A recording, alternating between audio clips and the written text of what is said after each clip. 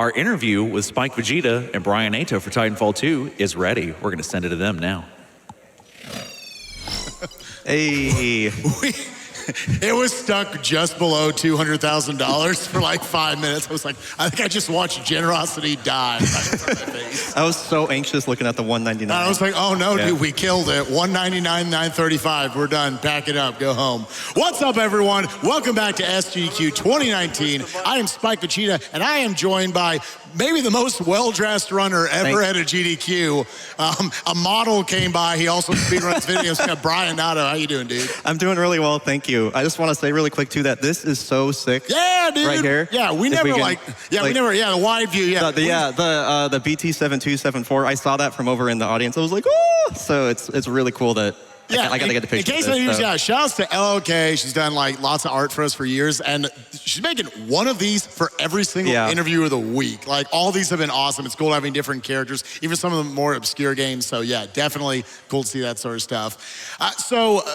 Back at GDQ Express, TwitchCon last year, I had the pleasure of getting to go before you, so I didn't have to look as bad. I got to do Tropical Freeze, and then after that, the best run of that marathon, definitely one puzzle 5x5 Picross S2 by bryonato.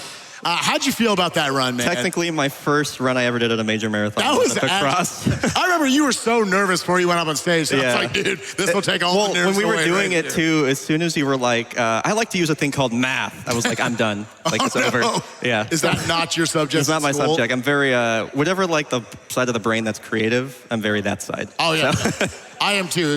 There's just like one little bit of math. Don't rely on me on like history or science or anything. But after that, you had the second best run of that marathon. Okay. Genuinely, one of the most well-received runs of that marathon was your Titanfall 2 run. Thank you. How does it feel knowing, and I'm not making that up, how does it feel genuinely knowing that people had such a good response to that? How did you feel about the run itself? It was really, really rewarding. I've been running Titanfall 2 since January of 2017, and I've known for such a long time that it was something really cool, and if people actually knew it was around or knew it was a thing, they would be about it. And so finally getting it on a big stage and getting all these eyes on it, it got an enormous response, and it was, I think the word might be, it was like really vindicating too, because I'd been streaming that game for such a long time, and actually seeing it get the attention it deserves was awesome, so. Yeah. So let's talk a little bit about Titanfall 2 itself. I got a social media question here, kind of going right into what I was about to say. From Joff05671126. Again, I am committed to your full name, no matter what we got. What made you want to speedrun this game in particular, Titanfall 2? Yeah, for me, I got started with the competitive scene. I used to play like the high-level pickup games and got used to the movement that way. I didn't even know it was like a modified Source engine game at the time. But I already knew like the movement was sick, and so after I'd been doing that for a few months, I was like, well, I wonder if there's a speedrun of this, and of course there was. So I looked it up. The world record at the time by an angry albino was 134, and from there I just watched the run. I took notes on everything he did, and then just kind of went from there. But really what it comes down to, like what makes me want to speedrun this game is the movement. It's almost entirely inbounds. It's almost entirely movement-based.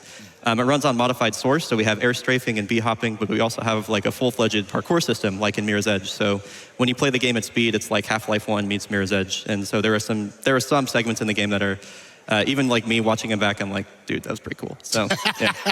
That was a little pat yourself on the back. Yeah, I mean, yeah, and it's great to see. It's a pretty like lively community right now too, which is really great to see too. Lots of up-and-coming runners, including, I just want to give a special shout-out to Reginels, who came from the competitive scene as well, with like 1,000 hours in the game and is already third place. So it's exciting to see him pushing up there. I was about to say, you're talking about people climbing up the leaderboard. We actually talked about this yesterday. I guess you've had the record in this game for a little while, actually. Since April of 2017. Yeah, it was the first time I got record, and I've held it and pushed it since. So when I first got it, it was a 1:30:38, and then as of today, it's 1:20:46. I was going to say, I remember you were beating that with the GDQ Express run already. Yeah. So we'll see what happens today, but yeah, it's definitely like not just me. We have a ton of people in the community that have pushed this routing-wise. One of them flew 20 hours from Australia to be here on the couch today, Tascanos. Yo! So he's waving at me at the crowd. Yeah, so he's responsible for a ton of the big skips that we have, including the most iconic segment of the speedrun, which is super fastball. So,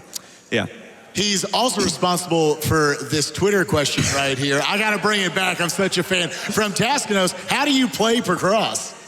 Very badly. Yeah, if you watch Spike's Tropical Freeze Run from GDQX, and then you go to the end of the VOD, you can see me playing Picross very badly. So there was like, I watched the Twitch VOD back for it, and like half of the comments were like, dude, this guy is dumb. And the other one was like, I don't understand this. So I felt like a little bit better. See, it was all, you were setting the bar low. Like, all right, this joke, what's he going to do with the spear? And then Titanfall 2 goes, oh, this guy's cool. All right.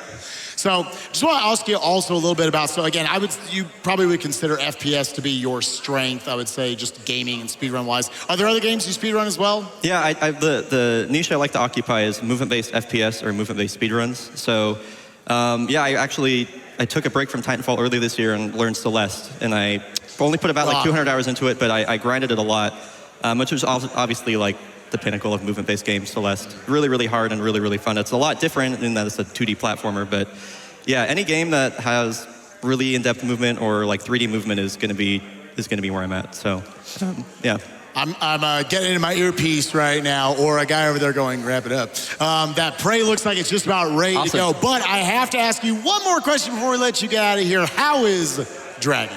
Oh, he's doing really well. My partner's taking care of him. Dragon is a big part of my stream. He's my little, I don't know if you guys will be able to see this, my little Shiba Inu. That's Dragon. I don't know if you can about to say, he's very sweet. You can tell it's a dog, so it's adorable. Yeah, he's very, very cute. He's so happy. Dude, he's so happy in that picture. So he's doing great. Yeah. Clap for that, it's a dog. Yeah.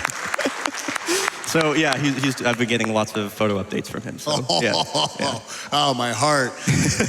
Well, off of that cuteness, we're going to send you to some first-person shooters for a little while. FPS block, again, coming up right after this, after Prey. Hope you guys enjoy. See other stuff like Borderlands and the Metroid Primes tonight. Yes. Have fun. Good luck.